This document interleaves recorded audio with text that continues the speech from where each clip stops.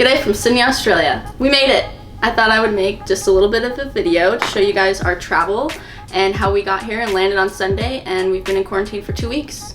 First, I'll just pop up some of the things on the screen of the requirements and what we had to actually get into Sydney, because I'm sure, as most of you know, Australia is pretty locked down. The 4 things that you'll need to get into Australia is a visa, an exemption, a travel declaration, and a negative COVID test within 72 hours of your flight. When I got my visa, I did it through an app, and I got the 3-month travel visa, which scans your passport literally from my bedroom, and I plan on getting the permanent partner visa while being here. The exemption is the more difficult one to get, and I was lucky to get one because there's a couple reasons why they will approve your exemption. You either have to be an Australian or New Zealand citizen, or a partner of one of those, which I was in my case. And then the last one is extenuating circumstances, which can range from a bunch of things, but pretty much you need a really good reason to get into the country that other people don't. The COVID test, you need a PCR negative COVID test within 72 hours of your flight. We were a little bit worried, so we took 2 of them. If you guys need to know a PCR place, let me know.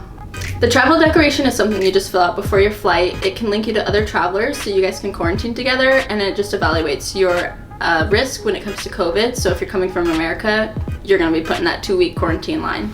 It was a little stressful of a process, but we got all 4 of those things and boarded our flight on March 5th in Seattle and flew down to LA. In Seattle, we went into the lounge, and the Alaska Lounge is a lot more open. We were able to have a nice Caesar salad, a little gin and tonic, and lots of yummy snacks beforehand. We also got to fly first class, which was very spacious and nice. On our way down, Patrick really enjoyed the warm cookie. Flying into LA at night was pretty cool to see all of the lights, and it was a pretty smooth ride. Upon arriving in LA, we went to the lounge for American Airlines, and they had some complimentary snacks, and we got another little gin and tonic, and we also happened to see Colin Farrell and his family in the lounge right next to us that Patrick pointed out. At first I was a little skeptical because he looked very casual, but as we continued to follow him upon boarding our plane, it was for sure him. This was the first time that I have ever flown internationally, so flying on such a big plane, and we were also lucky enough to fly business class, but it definitely came with a price. So our plane only had 35 people on it for an international flight. There was a couple people in first class, maybe 5 or 6 in business class, and then the rest maybe in premium or coach. We got complimentary noise canceling headphones, complimentary toiletry kit with toothbrush, toothpaste, mouthwash, eye mask, socks, earplugs, chapstick, lotion, all that good stuff.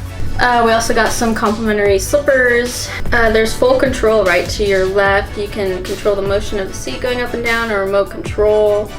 And of course, some TVs up top letting us know where we were at the whole way to Sydney. Looking at the menu, there was Cajun grilled shrimp. We got the beef fillet and tiramisu for dessert. You could get whatever drink you wanted, and they kept delivering drinks to us. Wine, rum and coke. We slept pretty good, about 7 to 8 hours on the plane. And the bathrooms are a lot bigger on international flights. And of course I had to watch a little bit of Finding Nemo on my way to Sydney, Australia. At about 3 or 4 a.m., the stewardess came around and pretty much made me get these really good Wagyu beef sliders, but let me tell you, it was almost better than our dinner. I was pretty shocked at how big the engines were. It was massive. It was legit the size of the plane that we flew from Seattle to LA.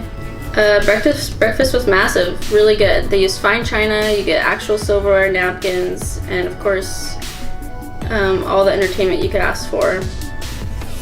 When we were about to land, you have to fill out an incoming passenger card. Looking out the window was pretty surreal to see my first piece of land of Australia. Customs went really smooth. I was a bit worried just because everything's pretty electronic.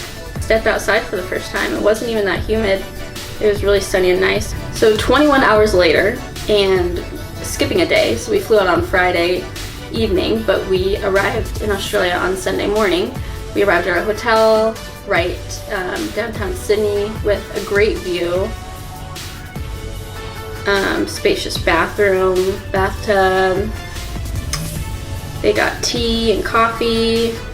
Okay, first quarantine meal. It's 12 p.m. Sunday we landed. Oh, looks like some kind of wrap. What? Little salad. Apple. And vinaigrette. Yum. They deliver our meals, 8 a.m. breakfast, noon is lunch, and 6 p.m. dinner. We've been pretty happy with the food that we've gotten delivered. It's been a good variety and a big portion size if you don't like something specific. You can also order Uber Eats. We're lucky enough that Patrick's family sent us a delivery. He had to haul in these 4 bags, so we are loaded up with local Australian snacks and tons of games to keep us occupied. Some of Patrick's favorites, and I even got a really cute little koala pillow. Patrick and I knew that these 2 weeks would either go by really slow, really fast, or a good variety, so we wanted to create a routine for ourselves each day. So you can see that there. We like to stay on schedule, and so far we've been really productive and had a lot of fun playing games, eating, doing work, looking outside. I've really enjoyed watching Australian TV. It is a little bit different, but it's very joyful and fun.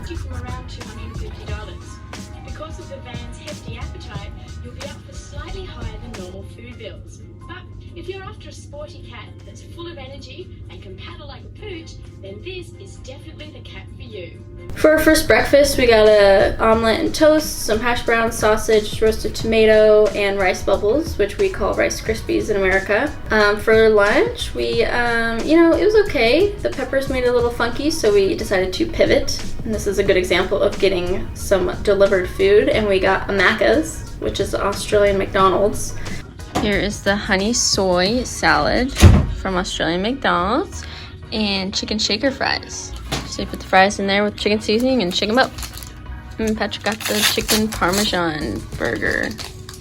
One of our favorite dinners so far has been the butter chicken and rice and naan bread. Fun fact, I'm sure you've seen these kind of flushing toilets in America, but Australia actually invented the dual flush system for less water and more water depending on what you're doing in there. And they also have less water in their toilets, which might look a little weird, but as Patrick said, no splashback. Another thing that's a little different is their light switches are tiny little squares and you just flip them up and down. I'm sure y'all wondering about all the things in front of me. These are Twisties. Haven't tried them yet, but they look pretty good. We have a chicken and cheese flavor. Snaps, which we also have a pizza flavor, and this is chicken flavor. And they're like flavored crackers. The pizza ones are good and they remind me a little bit of Pringles. His mom was so nice to give us some Vegemite, which I haven't been brave enough to try yet. Tim Tams, which are Patrick's one of his favorites, but I'm not a huge fan because it's kind of wafery in the middle, kind of like that hard crunch cookie, but not really my thing. And then we just got these today. And these are super good, Byron Bay Brewery, which is just up the coast, and these are a lager, and it tastes pretty similar to Modelo. It's really good. When it comes to ordering alcohol, you have to order outside and they deliver it, and you can either have 1 6-pack a day or a bottle of wine. They do welfare checks every day. Give us a call. The nurse has to give you a call, see if you have any symptoms. And we've also have to take 2 COVID tests throughout being in here. So we had one today since it was day 2, and then we'll have one on day 12 as well. They also come by every day and see if we need any extra toiletries or towels or things like that. So far the process has been awesome, no complaints. And yeah, stay updated for, I guess, just the rest of our meals in quarantine or whatever else we get up to. Thanks for watching. That's stupid. How do I sign off? See you later, mate.